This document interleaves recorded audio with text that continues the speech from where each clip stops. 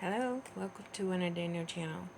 And today's video is for all of my ladies who are somehow lost in nowhere land understanding of what your value, your boundaries, your time, your attention, your worth, your energy, your standards, your container are.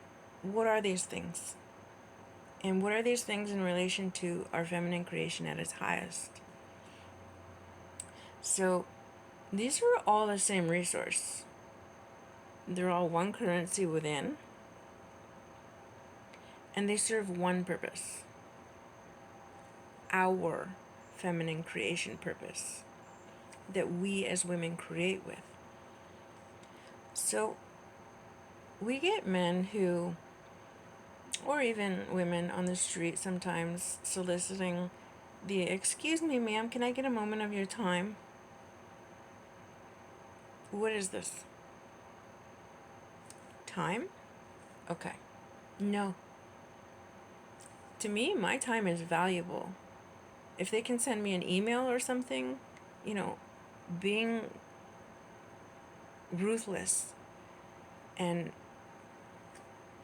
they might take it as offensive in the natural if you border on the truth of, especially assertion of your boundaries. They will be offended. You might hear something as you pass by. Forget it. Hey, you, do you want to come watch a movie and order in tonight? And what is this? Movies? That's your attention.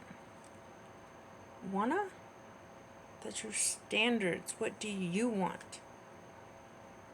If I want to do anything right now for the rest of my day, do I want it watching a movie that a guy chooses, or B, doing my manicure, doing a facial, spending time in my sacred space? I'll go with my own standards, my wants, what I want, where I want, when I want, how I want. I seen you outside and I want to give you my number kind of guy. As he smothers a hug all over you and literally you've never met him before. This icky, fawning setup. And it's a setup for you to react. So you're correct. You need boundaries. You literally now have to go spend extra time and energy to unlive that personal space molestation and do about 8 hours of guided meditation to recondition your nervous system that your nervous little smile that you gave off to the guy was a waste of 8 hours of your literal precious life that you could have used for reading, baking a brand new recipe for the thrill of creation, instead of unliving and unlearning trauma once again. Not to forget the amount of cortisol purging and system flushing you'll need to feel whole and trust yourself again. Completely undisassociate and come back into your body. Men love being ignored by feminine energy. And this is the nice little trick about these guys. To them, it's like watching an action flick. Shooting a pretty little pick-me smile to be nice is like turning off Batman or Lord of the Rings or whatever and putting on Ice Capades or the ballet for these guys. Man, gotta love them. It's the feminine pick-me version of cringe, wanton, ick, needy. It looks like a vampire hyena with Molly Homemaker obsessed energy all over it. Did you get a chance to see how crazy a dog looks when he smiles? That sinister tinge that you just have to look away to avoid Mandy's ridiculous stare. Yes, hon, that's you to men. When you use pick me girl vying for his eyeball attention like he's an American Idol scout, your standards are a resource you can't get back once you blow them on cringe pick me behavior. Tie your knees together, Martha. You don't need to create a romance movie with every rando's face who throws eyeballs at you. When you order takeout meal, I love Burger King occasionally. I can't change my order once it's cooked and paid and on my tray. Served up as some rakes put it. It is the precise same with my standards. I can walk by completely ignoring the dogs sitting there and wait for attention. But the moment I fawn and smile and talk, I'll either get a fanfare of barking or sniffed at the crotch and ass. It's up to me. I decide what standard I use. I don't standardly speak to dogs or give them attention. One, if they're not mine, and two, if I don't know them or wish to be molested and spend another 8 hours eating popcorn and scrolling alpha beta wisdom videos. Once I lower my high degree of not talking, keep walking standard and spend it on all lowball pick-me communications and creepy Mary Poppins fawning randos and stray animals, then I can't get that standard back. And I have forfeited about 12 hours of self-esteem that I'll need to replenish before it erodes my entire week with every distraction. Are you actually thinking this is exaggerating? Standards are non-negotiable. None. The moment you wishy-washy pick-me flip-flop with creepy frequency, all the sick puppies and preds and molestives walk right through you. If that's your game, then this isn't for you. But if you desire to reclaim your stolen femininity, like most of us women who've been broken, then you're going to want to stick it out until your guts purge the pick-me bile you've been force-fed your whole life. And until your nervous energy gets out of your calves and out of the back of your thighs. Energy. If you're a follower to One A Day Neo channel, you know we deal much with energy topics and especially with feminine energy. Because energy is a precious resource. Ask an energy company. They work for that resource, and so it comes with a price tag. Monthly energy bills. Wasting your fake smiles wastes 2 facial muscle reps and subconsciously reprograms your brain that you love creepy, dirty, dusty, freeloading rando guys. Attention. That's energy you will literally no longer have for a proper Duchenne marker smile. The one that lights up your face when the nerd dude at the grocery store is synchronously following you around pretending to buy all health food and love all the sections you normally would prefer. Making that God smiling upon you Duchenne marker moment that makes you laugh and enjoy your shopping moment quietly. If you had no spontaneous energy left, you might have been inclined to grumble at the grocery store scenario because your brain could have told you the stalker handing you his number was just a nice guy who may, I don't know, like you. Preserving your facial energy, your communication energy, and keeping your words softly inner at rest instead of creating a loose lip pick-me bargain for the rando preds, you have more attention energy. Pardon me. For the universe to send you cute reminders that actually light you up. You'll have energy for God to, let's say, flirt with your existence in his holy, non-intrusive way. just so he can see you.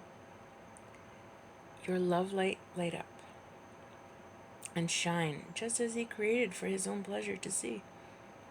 Seeing you happy and whole.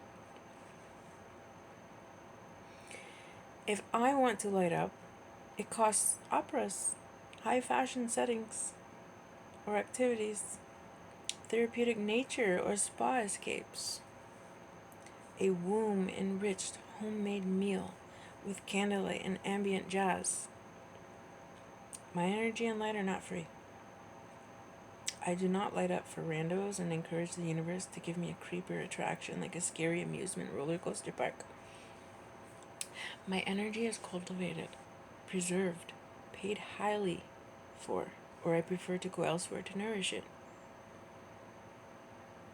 I'm done my years of constantly recovering from harloted, loose, misused energy into anyone and everyone but me. Today, I am selfish with my energy. It's the only thing I'm arrogant about, and I treat it like a rare, non-replenishable resource that requires high effort, planning, maintenance, and remuneration. This stuff. If my energy goes down and I can't light up at what I desire most, as the woman that I am, then I go back to Egyptian bondage and become a base woman, building everyone else's pyramids with energy for free. My energy. No, darling. I now live in my energetic promised land. My time is my value. It's my container. Of all that turns my soul on and up, my time comes with high standards. Time is energy, which I only prefer flowing forward, not backward into gravity hell. And essentially, all I give attention to is taking my time, my energy, my resource, or my future. My boundaries define what my time can and or will not do. My priority is keeping a highly maintained, regulated nervous system. A man wants to take me to a movie I like and out for food. He doesn't need to know I'm dieting this week or am on my 24th video of ambiguous communication from men. My time is a little more available only once the universe sinks the man's caveman cognitions with the fact that he speaks feminine dietary needs language or describes to me how he understands a high-value woman like me doesn't need fast food, a movie theater, or a man's preference, but something that will light me up, feed my soul, and be so unforgettable that it's worth my time. It's not that I need to say no to this man or men in general every time, but for the sake of using my voice box and one syllable, no. It's the entire fact that as a woman, I am a creative energy. I create, and I am not, and will not give my creative energy to any man or thing he syllabalizes that does not enrich or expand my energy in massive amounts or light me up internally as a being exactly on earth to do what I am here to do, which is my calling. My container is my effort I put over myself. If I bathe, put on a fine lotion, a touch of perfume, an elegant statement dress, I know that when I go out to the bank and to the shopping mall or to the outdoor garden festival, that my experience will afford me an hour, or maybe two, of enriched experience.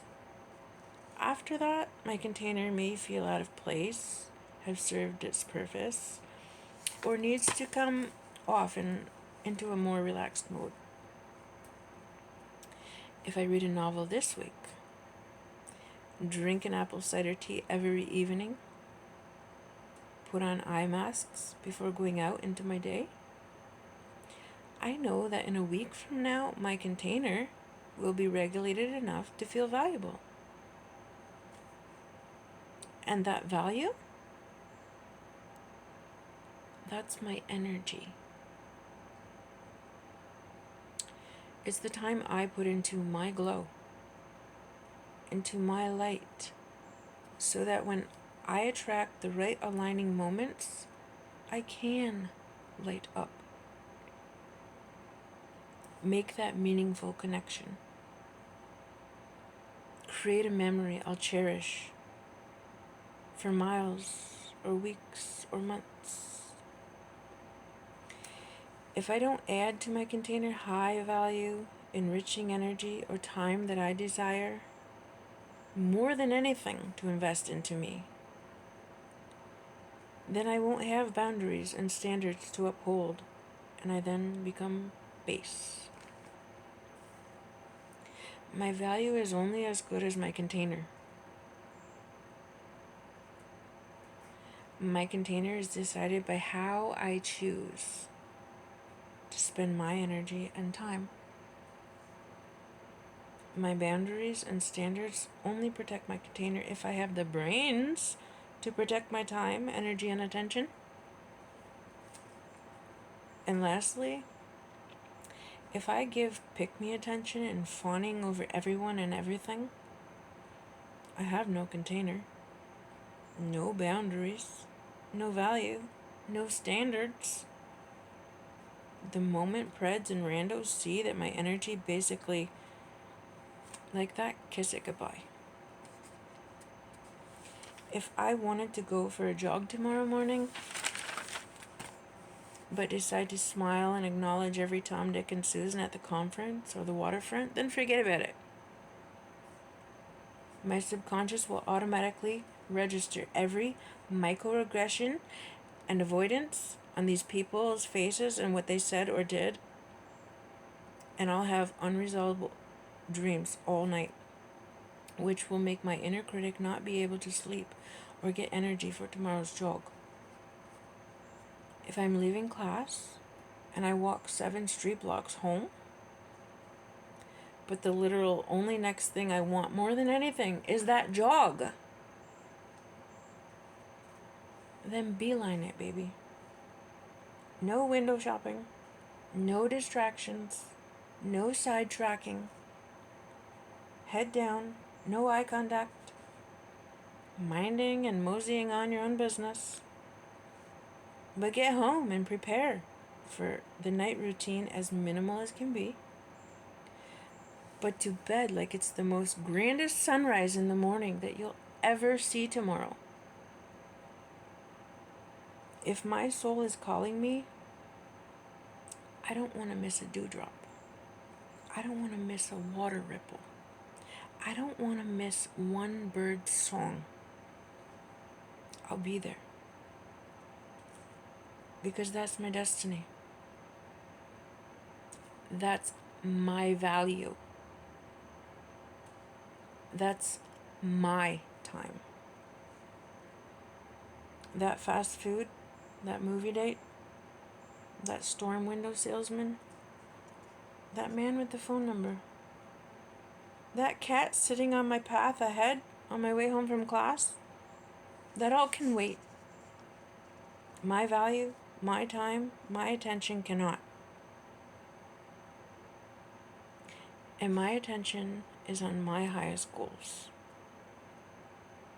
So that is the highest feminine energy embodiment that we can have.